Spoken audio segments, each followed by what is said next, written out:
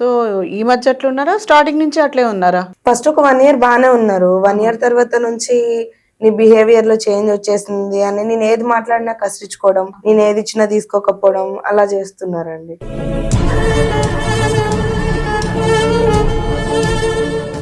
బాగా విపరీతంగా అయిపోయింది. పిచ్చి పిచ్చి కరడం, ఇది తనకి ఇష్టమైన చోటుకి తీసుకెళ్ళకపోతే ఇంకా ఈ చేతిలో ఏది ఉంటే అది విసిరేయడం, ఇలాంటి ఒక బిహేవియర్ అయిపోయింది తనది.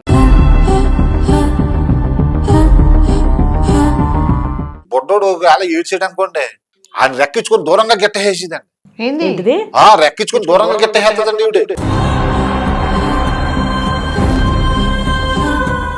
ఓ రోజున అడిగితే ఏం చేసింది తెలుసా, కిరసనాలు డబ్బాకి వచ్చి నెత్తిమీద చేసేసుకొని నన్ను చంపిపోతున్నాడు బాబోయ్ అని చెప్పేసి చుట్టుపక్కల వాళ్ళందరికీ వెళ్ళి చెప్పింది, బాబో అమ్మ నీకు దండం తల్లి.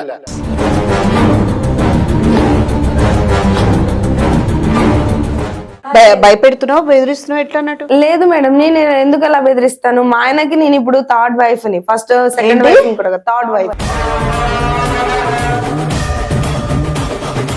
రాత్రి కర్ర పట్టుకుని తల మీద కొట్టేనకి ఏదో పూనేసినట్టు కొట్టేనకి రెడీగా ఉంటది ఆవిడ.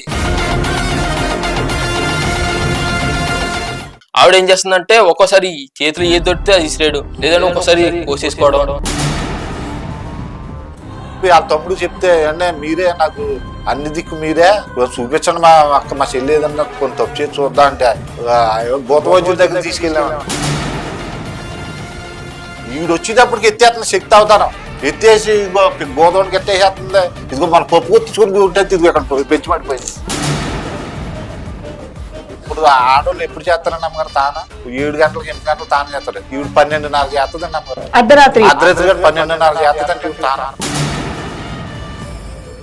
ఏమైంది పెద్ద భార్య? ఏమైంది నాకు? పెద్ద భార్య ఎక్కడ పోయింది? పెద్ద భార్య ఏమన్నా తీసుకొని వెళ్ళిపోయిందండి, రెండో భార్య చనిపోయిందండి. చచ్చిపోయిందా, చంపేశారా? ఫస్ట్ ఆవిడ ఎటో వెళ్ళిపోయింది అంటున్నారు, 2 ఆవిడ చనిపోయింది అంటున్నారు, 3 ఆవిడకి దెయ్యం పట్టింది అంటున్నారు. అయితే ఒక పని చేద్దాం, మా అమ్మాయికి నిజంగానే భూతం పట్టేసింది, ఆ అమ్మాయిని తీసుకెళ్ళి అతను చూపిస్తాడు, ఇంకో 2-3 సంవత్సరాలు పట్టిద్ది, మరి అప్పటి వరకు అబ్బాయిని అలాగే ఉంచుకుంటారా? మాట్లాడవా చెప్పురా,